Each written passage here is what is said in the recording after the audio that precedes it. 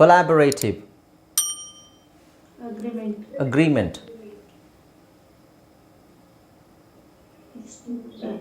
extinction,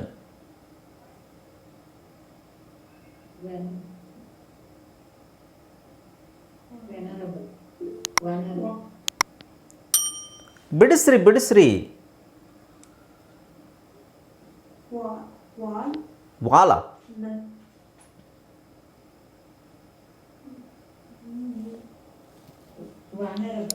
vulnerable, consequences,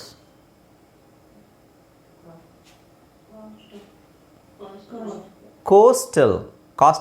hi friends, ಇದೊಂದು ವಿಶೇಷ ಸೂಚನೆ. ನಮ್ಮಲ್ಲಿ ಇದೀಗ ಆನ್ಲೈನ್ ಸ್ಪೋಕನ್ ಇಂಗ್ಲಿಷ್ ಕೋರ್ಸ್ನ ಹೊಸ ಬ್ಯಾಚ್ ಶುರುವಾಗಿದೆ. ನೀವು ಇನ್ಮೇಲೆ ಮನೆಯಲ್ಲೇ ಕೂತ್ಕೊಂಡು ಯಾವುದೇ ಟೆನ್ಷನ್ ಇಲ್ಲದೆ ಇಂಗ್ಲಿಷ್ ಮಾತಾಡೋದನ್ನ ಕಲಿಯಬಹುದು. ಸ್ನೇಹಿತರೆ, ಸ್ಪೋಕನ್ ಇಂಗ್ಲಿಷ್ ಮಾತ್ರ ಅಲ್ಲ, ನಿಮಗೆ ಇಂಗ್ಲಿಷ್ನ ಓದಲಿಕ್ಕೆ ಬರಲಿಕ್ಕೆ ಬರಲ್ಲ ಅಂತ ಇಟ್ಕೊಳ್ಳಿ. ಈಗ ಬರೀ ನಿಮಗೆ ಎಬಿಸಿ ಮಾತ್ರ ಗೊತ್ತು ಅಥವಾ ಎಬಿಸಿ ಓದಿಲ್ಲ ಅಂತ ಇಟ್ಕೊಳ್ಳಿ. ಸೊ ಎಬಿಸಿ ಓದಿಲ್ಲ ಅಂತ ಬರಲ್ಲ, ನಾವು ನಿಮಗೆ ಇಂಗ್ಲಿಷ್ನ ಬೇಸಿಕ್ ಇಂದಾನೆ ಓದಲಿಕ್ಕೆ ಮತ್ತೆ ಬರಲಿಕ್ಕೆ ಸಹ ಹೇಳ್ಕೊಡ್ತೀವಿ.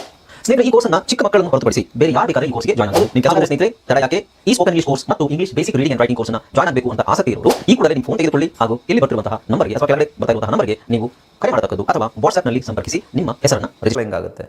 ಕೋಸ್ಟಲ್ ಇದು ಆಲ್ರೆಡಿ ನಿಮಗೆ ಬಂದಿದೆ ಇದರಲ್ಲಿ ಫೋನೋಗ್ರಾಮಲ್ಲಿ. OA frequent or frequent, distribution, very good. ಹಾಂ, ಇದೇನು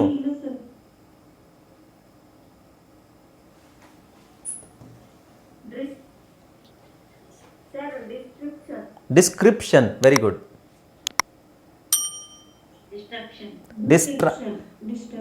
ಡಿಸ್ಟರ್ಪ್ಷನ್, ವೆರಿ ಗುಡ್. ಅದೇನಿದೆ ಅದನ್ನು ಬಿಟ್ಟು ಬೇರೆ ಎಲ್ಲ ಹೇಳ್ತಾ ಇದ್ದೀರಾ.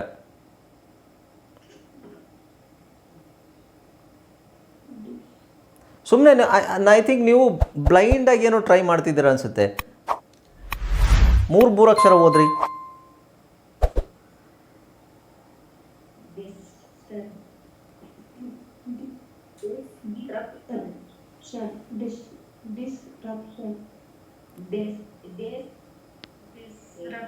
ಡಿಸ್ರಪ್ಷನ್ ಇಲ್ಲಿ ಏನಿದೆ, ಇದರಲ್ಲಿ ನಿಮಗೆ CVC ಇರೋದು. CVCನೇ ನಿಮಗೆ ಕರೆಕ್ಟಾಗಿ ಹೇಳಿ ಬರ್ತಲ್ಲ. DIS RUP ರಪ್ಷನ್, ಡಿಸ್ರಪ್ಷನ್. ಅದನ್ನು ಡಿಸ್ಕ್ರಿಪ್ಷನ್, ಡಿಸ್ಟ್ರಾಕ್ಷನ್, ಡಿಸ್ಟ್ರಿಬ್ಯೂಷನ್ ಅದು ಬಿಟ್ಟು ಬೇರೆ ಎಲ್ಲ ಹೇಳ್ತಾ ಇದ್ದೀರಾ. ಡಿಸ್ಟ್ರಿಬ್ಯೂಷನ್ ಇನ್ನೂ ಕಷ್ಟ ಹೇಳಲಿಕ್ಕೆ, ಇದು ಈಸಿ. ಇದನ್ನು ಬಿಟ್ಬಿಟ್ಟು ಕಷ್ಟದಿರೋದು ಹೇಳ್ತಾರೆ. ಡಿಸ್ಕ್ರಿಪ್ಷನ್ ಅಂತ ಯಾರೋ ಹೇಳಿದ್ರು.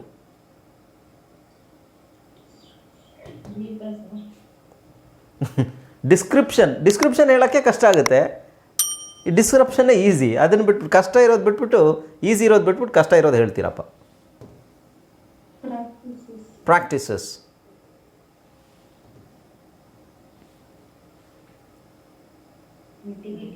Mitigate, awareness, efficiency, sufficiently, significant. ನೋಡಿ, ಇದರಲ್ಲಿ CVC ಇದೆ ಅಥವಾ ನಿಮಗೆ 2 ಲೆಟರ್ ಬ್ಲೆಂಡಿಂಗ್ ಇದೆ, 3 ಲೆಟರ್ ಬ್ಲೆಂಡಿಂಗ್ ಇದೆ. ಸಿಗ್ನಿಫಿಕೆಂಟ್ ಎಷ್ಟು ಈಸಿ ವರ್ಡ್ ಅದು. ಇದು ರೀಸೈಕ್ಲಿಂಗ್, ಮೆಜರ್ಸ್. ಈಗಷ್ಟೇ ಹೇಳ್ಕೊಟ್ಟೆ ಇದ್ದು ನಾನು. ಮೆಜರ್ಸ್, ಹ್ಯುಮ್ಯಾನಿಟಿ,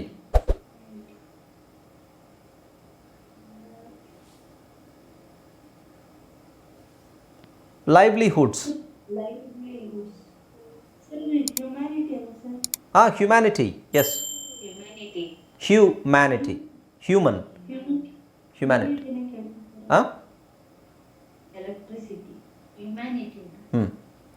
Electricity,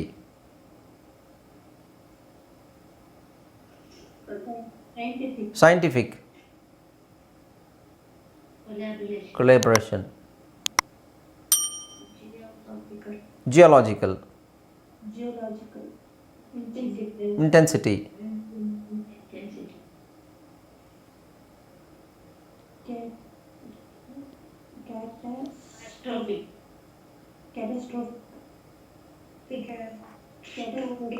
ಅಷ್ಟೇ. ಕ್ಯಾಟಸ್ಟ್ರಾಫಿಕ್ ಅಂತ ಹೇಳ್ಬೋದು. ಕ್ಯಾಟಸ್ಟ್ರಾಫಿಕ್ ಅಂತ no problem. Catastrophic or catastrophic? Both are okay. Prevention. Prevention.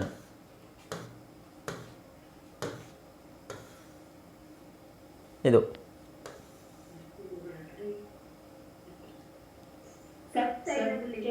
sustainability. Good. Advocacy. Immediate. Empowerment.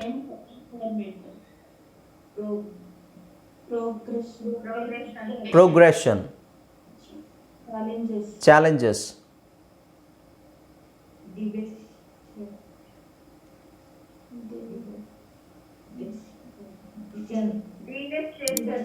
Devastation.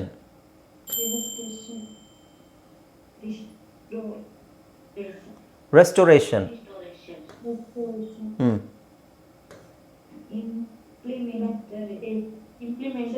Implementation.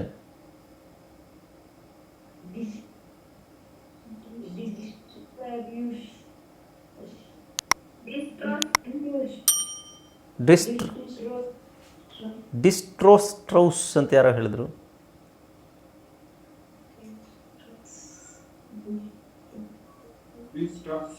ಡಿಸ್ಟ್ರಾಸ್. ನೀವು ಸುಮ್ಮನೆ ಕುರುಡು ಮೆಥಡಲ್ಲಿ ಓದ್ತಾ ಇದ್ದೀರಾ ಅಂತ ನನಗೆ ಗೊತ್ತಿಲ್ಲ.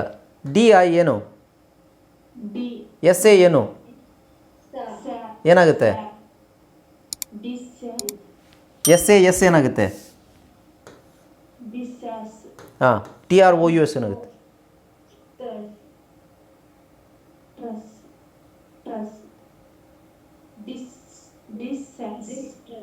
ಹಾಂ. ನಿಧಾನಕ್ಕೆ ನೀವು ಎತ್ತಿ ನೋಡಿದ ತಕ್ಷಣ ಒಂದೇ ಸಲ ಹೇಳ್ಬಿಡೋದು ಹಂಗಲ್ಲ, ನೋಡಬೇಕು. ಮೂರು ಅಕ್ಷರಗಳು, 3 ಅಕ್ಷರಗಳು, 2 ಅಕ್ಷರಗಳು ಕೂಡಿಸಿ ಡಿಸಾಸ್ಟ್ರಸ್.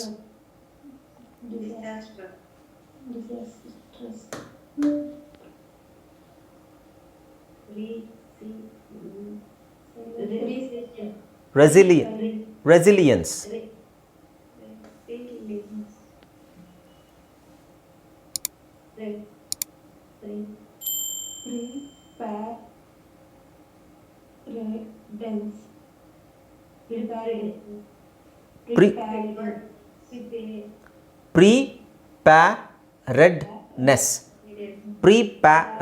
Preparedness.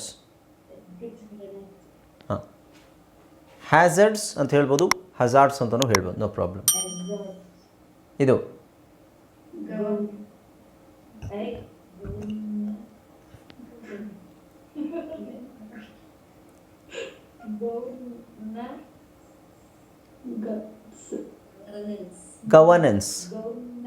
governance.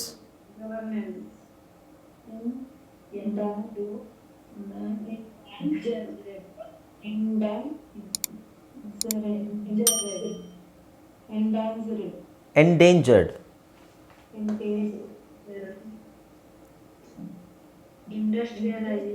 Industrialization. ನೋಡಿ, ಈ ಪದನ ನಿಮಗೆ ಸಿಲೆಬಲಲ್ಲಿ ಬಂದಿರೋ ಪದನ ಪದೇ ಪ್ರಾಕ್ಟೀಸ್ ಮಾಡಿದರೆ, ಈಗ ಯಾರೋ ಇಂಡಸ್ಟ್ರಿಯಲೈಸೇಷನ್ ಅಂತ ಎಷ್ಟು ಫಾಸ್ಟಾಗಿ ಹೇಳಿದ್ರು? ಯಾರು ಹೇಳಿದ್ದದು? ಶ್ವೇತಾ. ಇದರ ಅರ್ಥ ನೀವು ಅದೆಲ್ಲ ಪ್ರಾಕ್ಟೀಸ್ ಮಾಡಿದ್ದೀರಾ, ಹಾಗಾಗಿ ಇದು ನೋಡಿದ ತಕ್ಷಣ ಹೇಳ್ತಾ ಇದ್ದೀರಾ. ನೀವು ಹೇಳ್ತಾ ಇದ್ದೀರಾ ಇದನ್ನು ಇಂಡಸ್ಟ್ರಿ ಇದು ಹೇಳೋ ಅವಶ್ಯಕತೆನೇ ಇಲ್ಲ. ಯಾಕೆಂದರೆ you have already practised it a lot of times. ತುಂಬ ಸಲ ನೀವು ಪ್ರಾಕ್ಟೀಸ್ ಮಾಡಿರೋದ್ರಿಂದ ನೋಡಿದ ತಕ್ಷಣ ನಮಗೆ ಗೊತ್ತಾಗ್ಬಿಡುತ್ತೆ. ಹಾಗೆಯೇ ಆ ಪದಗಳೆಲ್ಲವೂ ನೀವು ಫೋನೋಗ್ರಾಮ್ಸಲ್ಲಿ ಇದ್ದಿರೋ ಪದಗಳೆಲ್ಲವೂ ನೀವು ಪ್ರಾಕ್ಟೀಸ್ ಮಾಡಿದ್ದಿದ್ರೆ ಇವೆಲ್ಲ ಯಾವುದು ಕಷ್ಟ ಆಗ್ತಿರ್ಲಿಲ್ಲ ನಿಮಗೆ. ಅದಕ್ಕೆ ನಾನು ಹೇಳ್ತಾ ಇರೋದು ಇದು.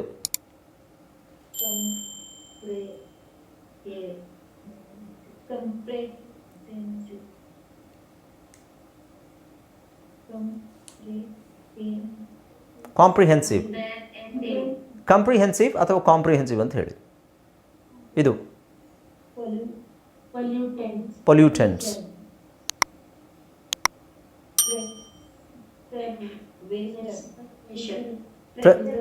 ಪ್ರೆಸರ್ವೇಷನ್. ಜನರೇಷನ್ಸ್. ಇಕೋಸಿಸ್ಟಮ್ಸ್. ಓಕೆ, ರಿಪೀಟ್ ಆಗಿದೆ.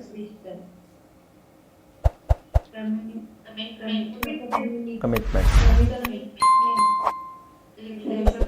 Regulation, adaptation, collaboration. ನೋಡಿ ಇಷ್ಟೇ ಇರೋದು. ಇದನ್ನು ಕರೆಕ್ಟಾಗಿ ನೀವು ಯಾವುದೇ ಪದ ನಮಗೆ ಇದೆಲ್ಲ ಓದಲಿಲ್ವಾ?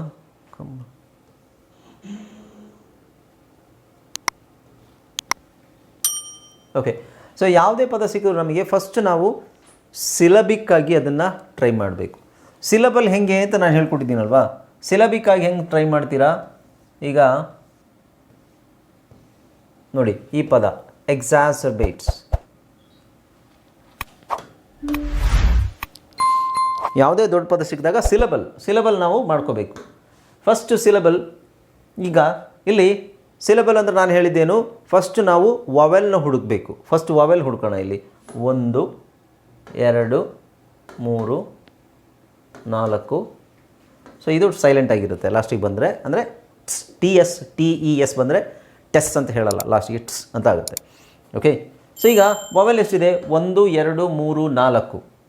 ಓಕೆ, ಸೊ ಬರೀ ನಾವು ಒಂದು ವವೆಲ್ ಆದಮೇಲೆ ನಮಗೆ ಒಂದು ಪದ ಹೇಳಬೇಕಾದ್ರೆ ಕನ್ನಡದಲ್ಲೇ ನೋಡಿ, ಉದಾಹರಣೆಗೆ ಫಿನಾನ್ಷಿಯಲ್, ಇದನ್ನು ಫಿ ನ್ಯಾ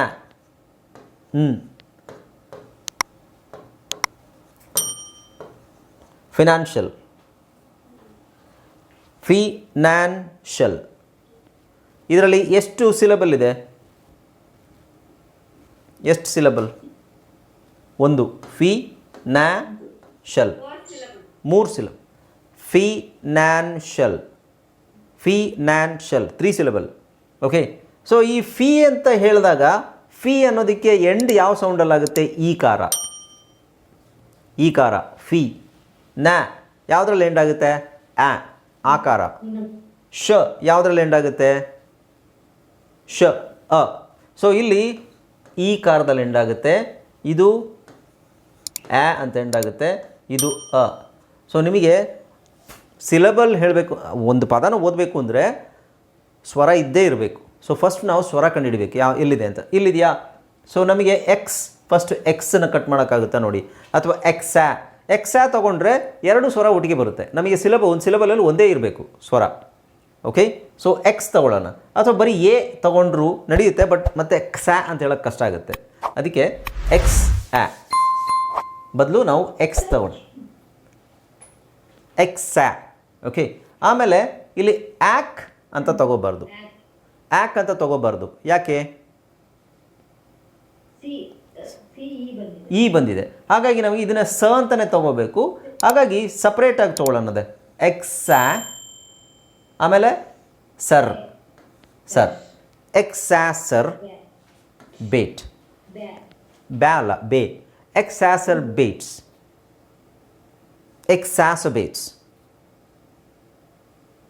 ಸೊ ಸ್ವರನ ಕಂಡುಹಿಡ್ಕೊಂಡು ಸ್ವರಕ್ಕೆ ನಾವು ಕಾನ್ಸನೆಂಟನ್ನ ಕರೆಕ್ಟ್, ವವೆಲ್ಗೆ ನಾವು ಕಾನ್ಸನೆಂಟ್ ಸೇರ್ಸಕ್ಕೆ ನೋಡಬೇಕು ಫಸ್ಟು, ಅಥವಾ ಬರೀ ವವೆಲ್ ಸಪ್ರೇಟ್ ಆಗಿದ್ರೂ ಅದನ್ನು ಅದ್ರ ಪಾಡಿಗೆ ಬಿಟ್ಬಿಡ್ಬೇಕು. ಯಾಕೆಂದರೆ ಇಲ್ಲಿ ಎ ಸಪ್ರೇಟ್ ಆಗಿದೆ, ನಾವು ಎ ಸರ್ ಅಂತ ಹೇಳೋದ್ರ ಬದಲು, ಯಾಕೆಂದರೆ ಇಲ್ಲೂ ಇ ಇದೆ, ಇಲ್ಲೂ ವವೆಲ್ ಇದೆ, ಸೊ ಇದನ್ನು ಸಪ್ರೇಟಾಗಿ ತೊಗೊಂಡ್ರಾಯ್ತು. ಸರ್ ಬೇಟ್ಸ್. ಈಗ ಫಿನಾನ್ಷಿಯಲ್ ಆದ್ರೂ ನೋಡಿ, ಫಸ್ಟ್ ನಾವು ವವೆಲ್ ಯಾವುದಿದೆ ಇದನ್ನು 1 2 ಇವೆರಡು ಸೇರಿ ಒಂದಾಗುತ್ತೆ. ಓಕೆ, ಫಿನಾನ್ಷಿಯಲ್ CIAL ಬಂದರೆ ಶಲ್ ಆಗುತ್ತೆ. ಓಕೆ, ಈಗ ಸೊ ಇದು ವವೆಲ್ ತೊಗೊಂಡಿದ್ವಿ, ವವೆಲ್ಗೆ ಒಂದು ಕಾನ್ಸನೆಂಟು ಬೇಕಲ್ವಾ, ಜೋಡಿ ಕಾನ್ಸನೆಂಟ್ ಬೇಕು. ಕಾನ್ಸನೆಂಟ್ ಇದನ್ನು ತೊಗೊಳ್ಳೋಣ. ಅವಾಗ ಇದೇನಾಗುತ್ತೆ? ಫಿ. ಇಲ್ಲಿ ವವೆಲ್ ತೊಗೊಂಡಿದ್ವಿ, ವವೆಲ್ಗೆ ಕಾನ್ಸನೆಂಟ್ ಜೋಡಿ ಇದೆಯಾ ಅಂತ ನೋಡಬೇಕು. ಪಕ್ಕದಲ್ಲಿದೆ ನ್ಯಾ, ಸೊ ಫಿ ನ್ಯಾ. ಇದು ಅರ್ಧಾಕ್ಷರ ಶಲ್, ಫಿನಾನ್ಷಿಯಲ್. ಹಾಗೆ ಇದು ನೋಡಿ, ಮೀ ಫಸ್ಟ್ ION ಬರುತ್ತೆ. Me mitigation. ಹಾಗೆ ಸಿಗ್ನಿಫಿಕೆಂಟ್ ನೋಡಿ, ಎಷ್ಟು ಸಿಂಪಲ್ಲು. 1 2 3 4 ಇದೆಯಾ? So C. ಈಗ ಐಗೆ ಜೋಡಿ ಎಸ್ಸು. ಓಕೆ, ಅಥವಾ ಈಗ ನೀವು ಇದನ್ನು ಬಂದು ಎರಡೂ ಒಟ್ಟಿಗೆ ಗ ಮತ್ತು ಎನ್ ಒಟ್ಟಿಗೆ ಹೇಳೋಕ್ಕಾಗಲ್ಲ. ಹಾಗಾಗಿ ನಾವೇನು ಮಾಡಬೇಕು? ಅಗೈನ್ ಏನು ರೂಲ್ ಏನು ಹೇಳುತ್ತೆ ನಿಮಗೆ? ಸಿಲಬಲ್ ರೂಲ್ ಏನು ಹೇಳುತ್ತೆ ಹೇಳಿ? 2 ಕಾನ್ಸನೆಂಟ್ ನಡುವೆ ನಾವು ಲೈನ್ ಕಟ್ ಮಾಡಬೇಕು. ಆವಾಗ ಏನಾಗುತ್ತೆ? ಅದು ಸಿಗ್, ರೈಟ್? ಸಿಗ್.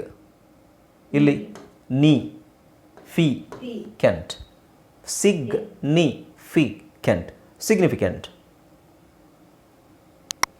ಓಕೆ, ಈಗ ಡಬಲ್ ಕಾನ್ಸನೆಂಟ್ ಇದೆಯಾ? ಎಫ್ ಫಿ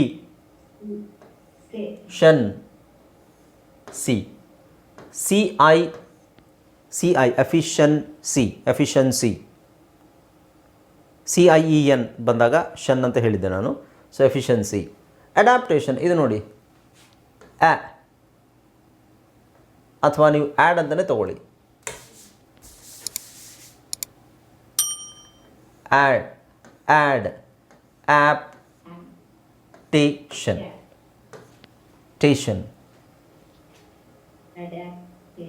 ಅಡ್ಯಾಪ್ಟೇಷನ್. ಅಥವಾ ಇಲ್ಲಿ ನೀವು ಅಡ್ಯಾಪ್ಟೇಷನ್ ಹಂಗೆ ಹೇಳಿದ್ರು ಆಗುತ್ತೆ. ಅಡ್ಯಾಪ್ಟೇಷನ್. ಓಕೆ, ಸೊ ವರ್ಡ್ಸ್ ಯಾವುದು ಕಷ್ಟ ಅಲ್ಲ, ಎಲ್ಲ ನಾವು ಕರೆಕ್ಟಾಗಿ, ನೀವು ತಾಳ್ಮೆಯಿಂದ, ತುಂಬ ಜನ ಅವಸರ ಮಾಡ್ತೀರಾ ಬೇಗ ಹೇಳಿಬಿಡೋಣ ಅಂತ. ಒಂದು 3 ಸೆಕೆಂಡು ಇಲ್ಲ 4 ಸೆಕೆಂಡು ಯೋಚನೆ ಮಾಡಬೇಕದು ಕರೆಕ್ಟಾಗಿ. ನೀವು ಮನಸ್ಸಲ್ಲೇ ಹೇಳಿಕೊಂಡು ಮನಸ್ಸಲ್ಲೇ 2-3 ಸಲ ಅಡ್ಯಾಪ್ಟೇಷನ್, ಮನಸ್ಸಲ್ಲಿ ಅಡ್ಯಾಪ್ಟೇಷನ್ ಅಂತ, ಆಮೇಲೆ ಮನಸ್ಸಲ್ಲಿ ಕ್ಲಿಯರ್. ಫಾಸ್ಟಾಗಿ ರೀಡಿಂಗ್ ಮಾಡಬೇಕು ಅಂತ ಯಾರೂ ಹೇಳಲ್ಲ ನಿಮಗೆ.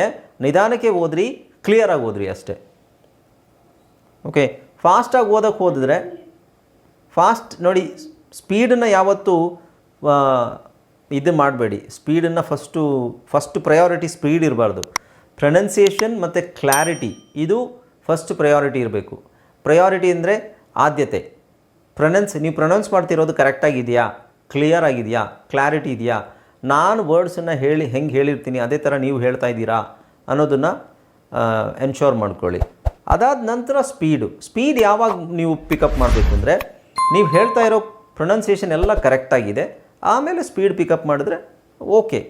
ಸ್ಪೀಡ್ ಇಲ್ಲ ಅಂದರೂ ಸ್ಪೀಡ್ ಏನು ಪ್ರಾಬ್ಲಮ್ ಆಗಲ್ಲ ನಿಮಗೆ. ತುಂಬ ಇಂಗ್ಲೀಷು ತುಂಬ ಹೈ ಲೆವೆಲ್ಗೆ ನೀವು ಪ್ರಾಕ್ಟೀಸ್ ಮಾಡಬೇಕಂದ್ರೆ ಸ್ಪೀಡನ್ನು ಪ್ರಾಕ್ಟೀಸ್ ಮಾಡಬೇಕಷ್ಟೆ. ಇಲ್ಲಾಂದರೆ ಪ್ರೊನೌನ್ಸಿಯೇಷನ್ ಕ್ಲಿಯರ್ ಆಗಿದ್ದರೆ ಸಾಕು. ನೀವು ನಿಧಾನಕ್ಕೆ ಓದ್ರಿ, ಪರವಾಗಿಲ್ಲ. ಬಟ್ ಸ್ಪೀಡನ್ನು ಆಮೇಲೆ ಸ್ವಲ್ಪ ಇನ್ಕ್ರೀಸ್ ಮಾಡಿಕೊಂಡ್ರೆ ಒಳ್ಳೆಯದೇ, ಅನುಕೂಲ ಆಗುತ್ತೆ ರೀಡಿಂಗಿಗೆ.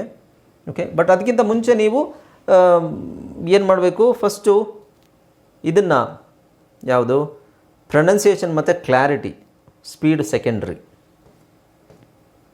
ಓಕೆ, ಸೊ ಇಲ್ಲೂ ಅಷ್ಟೇ ನೀವು ಪ್ರೊನೌನ್ಸ್ ಮಾಡ್ತಿರೋ ವರ್ಡ್ಸು ಕರೆಕ್ಟಾಗಿದೆಯಾ ಅನ್ನೋದನ್ನು ಕನ್ಫರ್ಮ್ ಮಾಡಿಕೊಂಡು ಆಮೇಲೆ ನೀವು ಸ್ಪೀಡಿಗೆ ಕೈ ಹಾಕ್ಬೋದು. ಇಲ್ಲಾಂದರೆ ಅದು ನಮಗೆ ಎಲ್ಲ ತಲೆ ಕೆಳಗಾಗುತ್ತೆ. ಓಕೆ,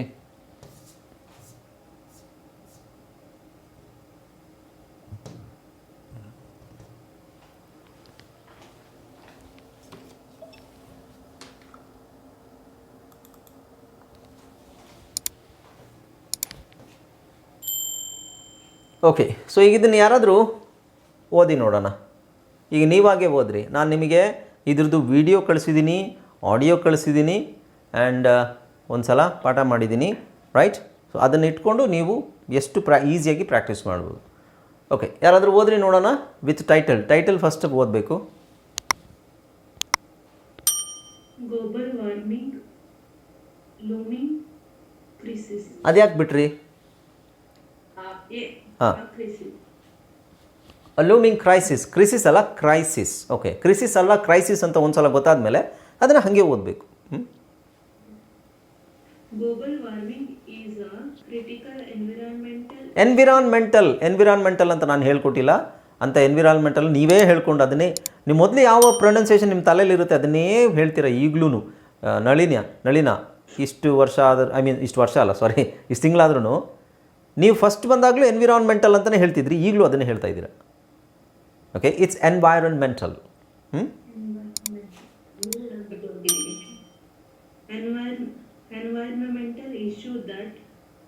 ಎನ್ವೈರನ್ಮೆಂಟಲ್ ಅದ್ಯಾಕೆ?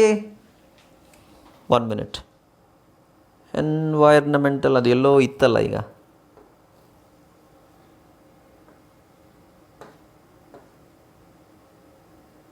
ಇಲ್ಲಿದೆ ನೋಡಿ, ಇದನ್ನು ಓದೋಕ್ಕಾಗುತ್ತಾ ನೋಡಿ?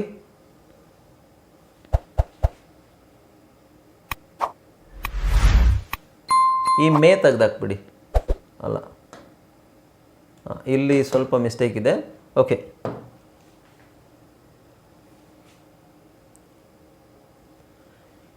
ಎನ್ವೈರನ್ಮೆಂಟಲ್. ಎನ್ವೈರ್ನಮೆಂಟಲ್ ಅಲ್ಲ, ನ ಅಂದರೆ NU ಬರಬೇಕು, ಇಲ್ಲ NA ಬರಬೇಕು. ಎನ್ವೈರನ್ಮೆಂಟಲ್. ಕಂಟಿನ್ಯೂ.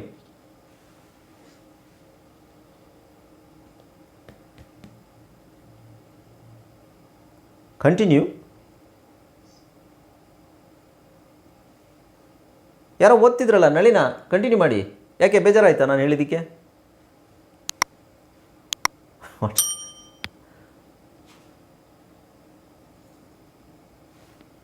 ಮೈಕ್ ಆಫ್ ಆಗಿದೆಯಾ?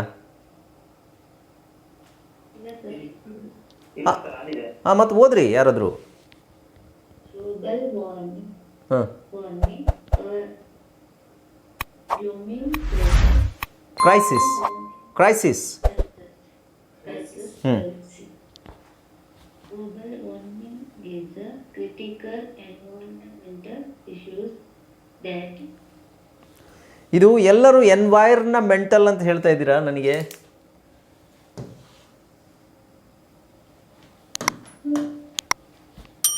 environmental NY ಓದ್ರಿ ಈಗ. environmental. ಹಾಂ, ಎನ್ವೈರನ್ಮೆಂಟಲ್. ಎನ್ವೈರ್ನಮೆಂಟಲ್ ಅಂತ ಹೇಳ್ತಾರೆ ತುಂಬ ಜನ. ಎನ್ವೈರ್ನಮೆಂಟಲ್ ಅಲ್ಲ, ಅದು ಹಾಗೆ ಅಭ್ಯಾಸ ಆಗಿದೆ ಸುಮಾರು ಜನಕ್ಕೆ, ಹಾಗಾಗಿ ಹಾಗೆ ನೀವು ಹೇಳ್ತಾ ಇದ್ದೀರಾ. ಓಕೆ, ಹೇಳಿ, ಕಂಟಿನ್ಯೂ. Issues that ಥ್ರೆಟನ್ಸ್, ಅದು ಬಂದಿದೆ ನಿಮಗೆ. threatens life on Earth. It refers to the order no, ಇದು ರೀಸೆಂಟಾಗಿ ಹೇಳ್ಕೊಟ್ಟಿರೋದು. global ಗ್ರ್ಯಾಜುವಲ್ ನೋಡಿ, ಪ್ರಾಕ್ಟೀಸ್ ಆಗಿಲ್ಲ, ನೀವು ಅದನ್ನು ಮರ್ತಿದ್ದೀರಾ ವರ್ಡನ್ನು. ಹೀಗೆ ಕೆಲವುದೆಲ್ಲ ನಾವು ಫೋನಿಕ್ಸು ಬ್ಲೆಂಡಿಂಗನ್ನೇ ಡಿಪೆಂಡ್ ಆಗೋಕ್ಕಾಗಲ್ಲ. ಅದಕ್ಕೋಸ್ಕರನೇ ನಾವು ಈ ಥರ ವರ್ಡ್ಸ್ ಹುಡುಕಿ ನಿಮಗೆ ತೋರಿಸೋದು. ಇದರಲ್ಲಿ ಇದು ಹಿಂಗಿದೆ. ಸೊ ಆ ವರ್ಡ್ ಬಂದಾಗ ನೀವು ಫೋನೋಗ್ರಾಮ್ಸ್ ನಿಮಗೆ ನೆನಪಾಗಬೇಕು. ಗ್ರ್ಯಾಜುವಲ್ ನೀವು ಪ್ರಾಕ್ಟೀಸ್ ಮಾಡಿದರೆ ಅದು ನಿಮಗೆ ಆಟೋಮೆಟಿಕ್ಕಾಗಿ ಬರಬೇಕಲ್ಲ. ಪ್ರಾಕ್ಟೀಸ್ ಮಾಡಿಲ್ಲ ಅಂತ ಆಯಿತು. Manjula, okay, continue. gradual rise in the planet's average surface temperature due to increased greenhouse gas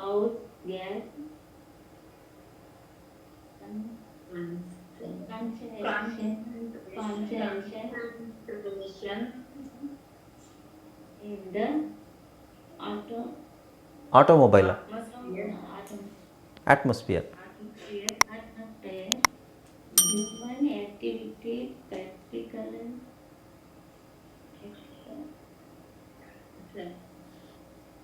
ನೋಡಿ, ನಿಮಗೆ ಒಂದು ಪದ ಕಷ್ಟ ಆದಾಗ ನೀವು ನಿಧಾನಕ್ಕೆ ಓದ್ತಾ ಇಲ್ಲ, ನೀವು ಓದ್ಬಿಡ್ತಿದ್ದೀರಾ, ಆಮೇಲೆ ತಪ್ಪಾಗಿ ಓದ್ತಿದ್ದೀರಾ, ಮತ್ತೆ ರೀಕರೆಕ್ಟ್ ಮಾಡೋಕ್ಕೆ ಟ್ರೈ ಮಾಡ್ತಿದ್ದೀರಾ.